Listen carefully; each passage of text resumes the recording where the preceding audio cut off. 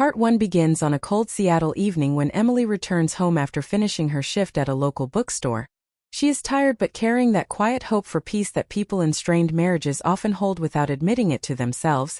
The sky is dim, rain drizzling against the windows, and the house feels too silent for a place meant to be full of family warmth. Mark has been distant for months, but Emily keeps forcing herself to believe that every couple goes through these phases, that the long work hours and late nights are just a temporary strain, not a sign of something deeper or darker creeping between them. She pauses in the hallway and listens for any sound, something to make the house feel alive. Then she hears water running upstairs, the familiar echo of Ethan, her teenage stepson, taking a bath after returning from his long basketball tournament in Tacoma. Emily smiles softly because Ethan has always been the bright spot in her blended family. A kind and respectful boy who tries to keep the peace even when Mark's moods shift like unpredictable weather. As she takes off her coat, she notices the living room lights are off, the table untouched, and Mark nowhere in sight even though he had promised to be home early. She checks her phone, sees no message from him, and tries not to let the disappointment settle too deeply in her chest.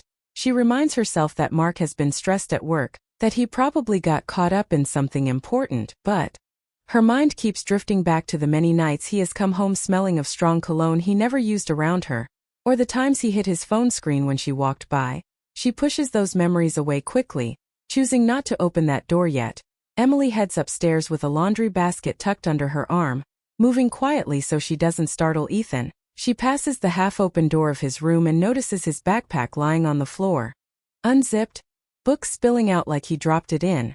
A rush. Normally she would ignore it and tidy up later, but tonight her eyes catch something out of place. Something small and white peeking out from under one of his notebooks. She bends down, thinking it is a receipt or a torn page from a school assignment, but when she lifts it, she realizes it is a photograph, folded in half with worn edges like it has been handled many times. Her heart beats a little faster as she unfolds it without really knowing why. The moment she sees what is inside, her breath halts. It is a picture of Mark standing close to a woman Emily has never seen before.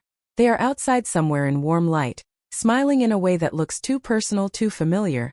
The woman's hand is gently touching Mark's arm, and Mark's body is angled toward her like he is comfortable, maybe even happy in a way Emily has not seen from him in months. She stares at the photo, her hand shaking. She doesn't want to assume anything, but the image carries its own heavy truth, the kind that doesn't need explanation, the kind that breaks a quiet part of the heart even before the mind can understand why. For a moment she simply stands there, the hallway closing in around her, the steady sound of running bathwater echoing from behind the bathroom door. Her thoughts scatter, tripping over each other as her chest tightens. She tries to convince herself that it could be anything, maybe a coworker, maybe a harmless moment, but something deep inside her knows better. The water upstairs stops and panic jolts her out of her frozen state. Ethan could step out at any moment, and she doesn't want him to see the photo in her hand, or the fear on her face. She quickly folds the picture and slips it into the pocket of her sweater, pressing her palm over it as if trying to hide the truth from herself too. Ethan steps out of the bathroom wrapped in a towel, his hair dripping water onto the carpet.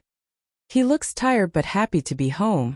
He smiles at her with the ease of someone who sees her as a safe place in the world, and she tries to return the smile even though her stomach is twisting into knots. "Hey Emily," he says casually, his voice warm. "Dad texted me earlier. He said he'll be late again tonight." Again that word lands in her chest like a stone, heavy and cold. She nods and forces her voice into a steady tone. "Thanks for letting me know." She tries to act normal, moving down the hallway with the laundry basket, but the photo in her pocket feels like a burning secret. She wants to ask Ethan about it right then, but she doesn't want to put him on the spot while he's standing there dripping water. She needs a moment to breathe, to steady herself enough to think clearly. She goes downstairs, sets the laundry basket aside, and tries to sit on the couch, but she cannot stay still. She keeps touching the folded photo in her pocket, her mind racing through memories, small signs she ignored, excuses she made for Mark, moments when she wanted to ask if something was wrong but feared the answer. She thinks about the way Mark has been pulling away, not in an obvious or cruel way, but with small choices that build up, like forgetting to kiss her goodbye, leaving his wedding ring on the kitchen counter, or staying glued to his phone late at night while claiming he is working on budgets. She wonders if she has been blind or simply hopeful. Finally she decides she cannot let the photo sit unexplained. She needs to understand how it landed inside Ethan's things. She waits for him to come downstairs after changing into comfortable clothes. She listens to his footsteps and tries to put on the calmest expression she can manage even though she feels fragile inside. When Ethan walks into the living room, he carries his usual quiet energy, that gentle teenager blend of confidence and uncertainty. He sits on the bar stool at the kitchen counter, rubbing his hands together to warm them.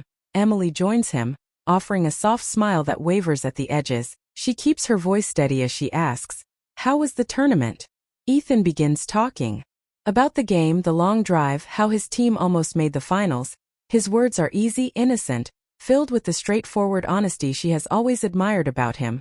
When he finishes, she hesitates for only a second before reaching into her pocket and placing the folded photograph on the counter between them. The moment Ethan sees it, his expression changes instantly, his shoulders tense, his eyes widen, and he lets out a breath like he has been holding something heavy inside. He looks at the floor and says quietly, "I didn't mean for you to find that." His voice is small and guilt edges into it. Emily's heart aches seeing him struggle. She softens her tone even more. "Ethan, I just want to understand." He presses his lips together, fighting with himself. She can see the conflict in his eyes, the kind that comes from wanting to protect a parent but also wanting to do the right thing. After a long moment, he finally whispers, "It fell out of Dad's jacket when we were driving. I picked it up because he didn't see it. I meant to put it back in his pocket but I guess it slipped into my backpack." Emily's chest tightens again, stronger this time because the meaning is becoming clearer piece by piece, and none of it feels like a mistake anymore. She asks gently, "Ethan, who is this woman?" He hesitates, but then he answers in a careful, sad voice, "Her name is Olivia. Dad sees her sometimes when he says he's working late." There it is, the truth spoken softly by a boy who should never have been carrying it. The room feels too still, too sharp around the edges, like the world has changed shape in an instant. Emily sits perfectly still, the weight of his words pressing into her. Before she can respond, before she can even breathe properly, she hears a car pull into the driveway. The headlights sweep across the window. Ethan looks toward the door, worry flickering in his eyes. The front doorknob turns, and Mark steps into the house, unaware that everything inside has already changed, and that is where part 1 ends, with the truth sitting on the kitchen counter like a quiet storm ready to break. Part 2 begins the moment Ethan and Emily sit in the kitchen, both still shaken after discovering the photo. The room feels colder now, as if someone has quietly opened a window and let winter air slip in. Emily keeps her breathing steady even though everything inside her feels unstable.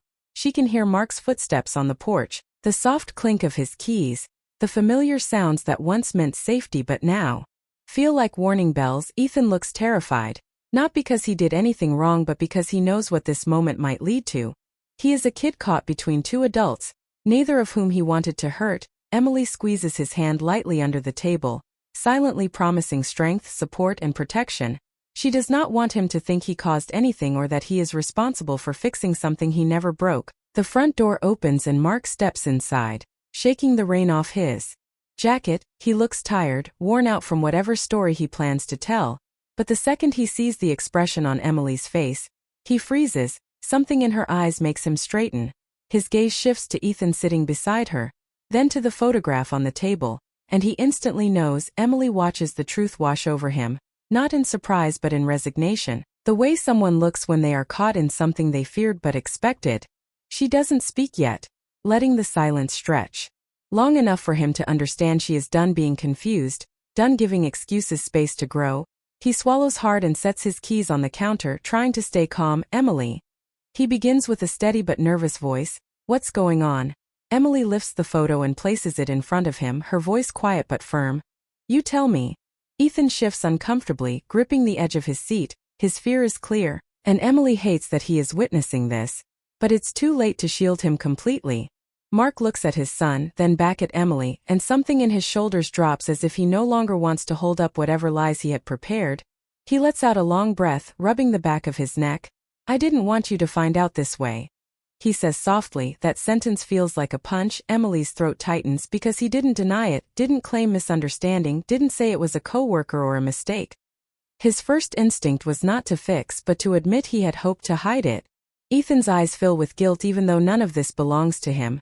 Emily reaches over and puts a reassuring hand on his knee. telling him through touch alone that he is safe, that none of this changes how she sees him. Mark sees that gesture and looks almost ashamed. Emily forces her voice to remain steady as she asks, "How long?" Mark looks down at the photo, then at the floor, then finally at Emily. "A few months," he says quietly. It wasn't supposed to mean anything, it just happened. Those words slice through her, she can feel her heartbeat drum painfully in her chest. "Things like that don't just happen," she whispers, trying to hold back tears because she doesn't want Ethan to see her break. Mark tries to step forward, but Emily slightly lifts her hand, stopping him. She is not ready for closeness, not ready for excuses. "Why didn't you come to me?" she asks. "We could have talked, fixed things, tried to reconnect, anything."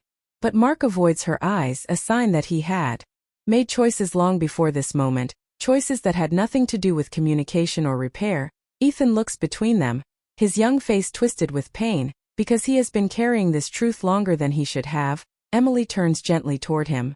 "Ethan, you don't have to stay for this," she says softly, but Ethan shakes his head. "I want to be here." His voice wavers with honesty, and she realizes this has hurt him too, probably in ways he doesn't even understand yet. Mark seems undone by his son's words, guilt flashing across his features. "Ethan, I'm sorry," he says, his voice breaking slightly, but Ethan looks away, blinking hard, trying to hold back tears. "You told me you would stop," he whispers. "You told me you were trying." Those words hit Emily like a second blow. She didn't know that part. She didn't know Ethan had been forced into a secret world, trying to keep something from collapsing while the adults around him made choices he couldn't control. Mark runs a hand over his face, defeated. "I tried," he mutters. "I really did." "But," Emily cuts him off, not with anger but with exhaustion. "Don't say but, Mark, just don't." She feels her chest tightening again, the weight of betrayal pressing down on her shoulders, but she forces herself to keep breathing. She needs clarity, not chaos. She needs to protect Ethan from the emotional storm brewing inside her. She looks at Mark with steady determination. "Did you love her?" Mark hesitates, which is already an answer he finally manages. "No, it wasn't love, it was distraction." A distraction, the word feels insulting, small, dismissive, yet somehow worse than anything else he could have said. It means he risked everything for something meaningless. It means he let their marriage suffer because he wanted escape instead of effort. Emily swallows hard, the emotion rising in her throat heavy and painful. She wants to scream, cry, demand explanations, but she can't. Not with Ethan sitting there trying to hold himself together. Her priority becomes him, not Mark's excuses, so she straightens her back, lifts her chin, and says in a clear voice that surprises even her, "Tonight, I need you to stay somewhere else." Mark's eyes widen, not in anger but in realization, as if he finally understands the real consequences of what he has done. "Emily, please," he whispers, reaching out, but Emily steps back again, calm but firm. "I'm not asking forever, I just need space, and Ethan needs space too." Ethan looks up at her, relief mixed with sadness in his eyes. He doesn't want a fight, doesn't want yelling, doesn't want the ugly scenes he's seen in other broken families. Emily is determined not to let that happen here. She wants calm, dignity, clarity, even through the pain. Mark nods slowly, defeated. "I'll go," he murmurs, and the words seem to crack something inside him too. He packs a small bag quietly, the sound of zippers and footsteps echoing through the house like reminders of every moment. He chose distance over honesty. Emily and Ethan sit in the living room, both silent, both processing, both hurting in different but connected ways. When Mark comes to the doorway to leave, he pauses, his voice filled with regret.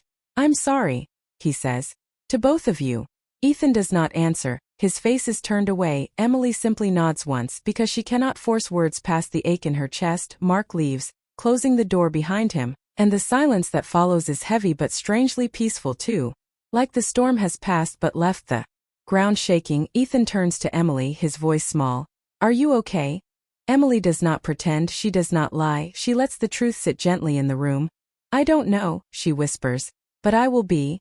Ethan shifts closer, and Emily wraps an arm around him, pulling him into a soft, protective hug. She can feel the tremble in his body, the way this night weighed on him too. She holds him tighter, whispering, "None of this is your fault, not one piece of it."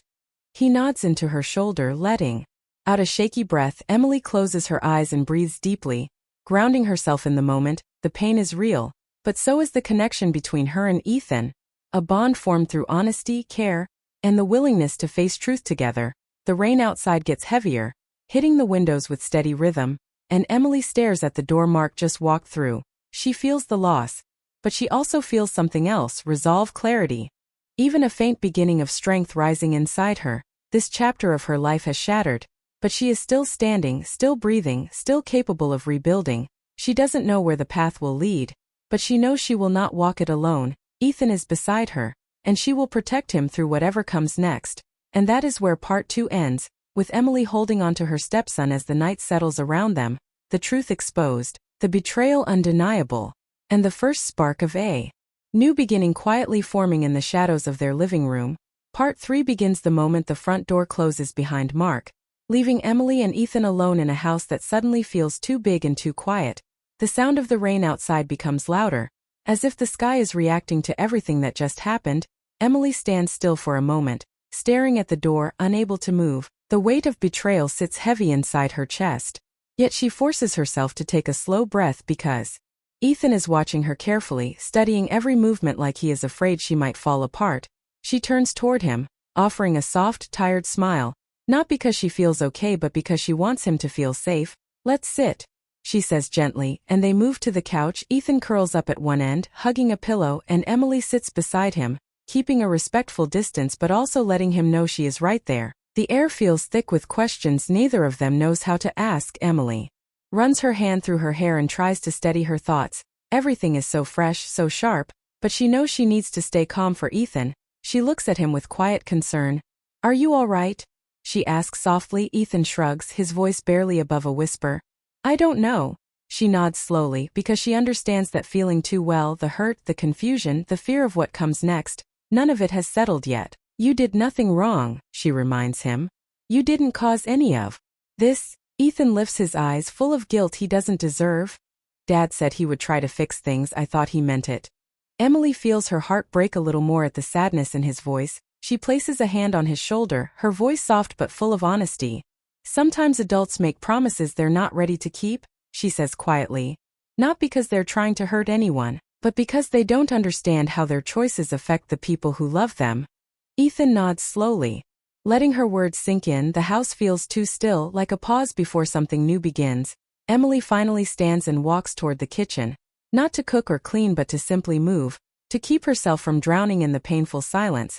She pours 2 glasses of water and brings one to Ethan, who takes it with a small, grateful smile. They sit again and reality settles around them. Emily feels the sting of Mark's betrayal more clearly now that the shock has faded a little. She wonders when exactly their marriage began to crumble. Was it the stress, the distance, the unspoken disappointments, or was it simply a choice Mark made without considering the consequences?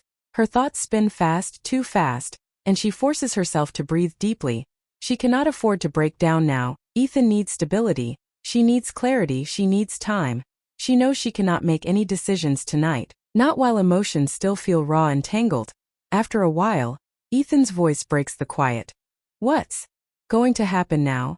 Emily feels the question settle in her heart like a heavy stone. She doesn't have the answer yet, but she knows she must give him something honest. "I don't know everything," she says gently, "but I know we'll take it one day at a time, and I know you're not going anywhere. This is still your home." Ethan nods, relief flickering in his eyes. She knows he has been worried about being caught in the middle, worried that everything might fall apart around him. She wants him to know she will never let that happen.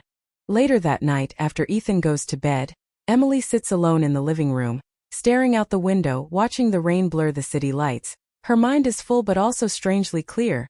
She remembers all the small moments she brushed aside. The late nights, the secrecy, the excuses, and she feels foolish but she also feels human. She thinks about what love really means, how trust can be broken even without shouting or dramatic fights, how silence can hurt as much as lies. She wraps her blanket tighter around her shoulders, trying to warm the cold parts of her heart. Hours pass, and she eventually forces herself to stand. She checks on Ethan, who is sleeping curled on his side, his face soft and peaceful. She quietly closes his door and goes to her own room, which suddenly feels too empty, too large, too quiet. She lies awake for a long time, staring at the ceiling, feeling every heartbeat echo loudly in her chest. She wonders how Mark is feeling, if he is regretting everything or simply relieved the truth is out. She wonders if he will come home tomorrow ready to talk or if he will avoid facing what he has done. The night stretches on, and Emily finally falls asleep just as dawn begins to lighten the sky. The next morning, Ethan wakes up early and knocks on her door. She sits up quickly, forcing a smile to reassure him. He asks if he needs to stay home from school. She shakes her head gently. Go to school. It'll help you take your mind off things.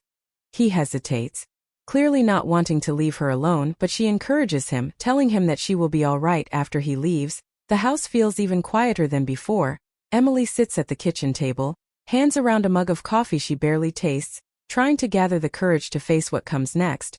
She knows Mark will come back at some point, probably wanting to explain, to apologize again, maybe even to fix things, but she doesn't know yet what she wants. She feels torn between the years of love they shared and the pain he caused, between the life they built and the broken trust that now lies between them. When her phone vibrates on the table, she sees Mark's name on the screen. Her stomach tightens. She lets it ring. She's not ready, not yet. She needs time to understand her own heart before listening to whatever Mark wants to say. She walks to the backyard, letting the fresh morning air clear some of the fog inside her mind. She breathes deeply, feeling the strength she didn't know she had rising a little at a time. Later that day, Mark comes home, knocking softly on the door instead of using his key, a small sign that he knows things aren't the same anymore. Emily opens the door but stands firm, creating enough space to protect her heart. He looks tired, defeated, his eyes filled with regret. Can we talk? He asks quietly. Emily steps aside but does not invite him in fully. The living room feels like neutral ground, safe enough but still holding the echoes of last night. Mark sits on the edge of the couch, his hands clasped tightly. He apologizes again, this time slower, deeper, with more sincerity. He explains how he drifted, how loneliness and confusion led him to make choices he never planned to make. He does not defend himself or offer excuses. He owns the responsibility. Emily listens quietly, not interrupting, letting him speak until he runs out of words. When he's done, she sits across from him, hands folded in her lap, her voice steady. I needed honesty a long time ago, she says. Not this kind of truth, but communication, trust, effort. Mark nods, unable to meet her eyes. She tells him she isn't ready to make decisions about their future yet. She needs time to protect her heart, and she needs to make sure Ethan feels safe and supported. Mark agrees, promising to give her whatever time she needs, promising to step up for Ethan and rebuild trust where he can. When he leaves again, it is not dramatic, it is quiet, respectful, a step toward whatever comes next. Emily watches him go with a mix of sadness and calm. She knows healing will take time, but she also knows she has the strength to face it. She goes back inside, receives a text from Ethan asking if everything is okay, and she replies with a gentle message telling him that everything will be all right, one step at a time. And as the evening settles over the house again, Emily feels something new rising inside her.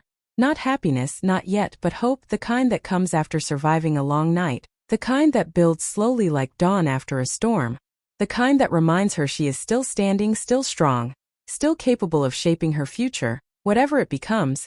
That is where part 3 ends, with a heart wounded but not broken, a family hurt but still connected, and a woman learning that even betrayal cannot silence her strength or her ability to rebuild her life in her own time, her own way, her own quiet courage.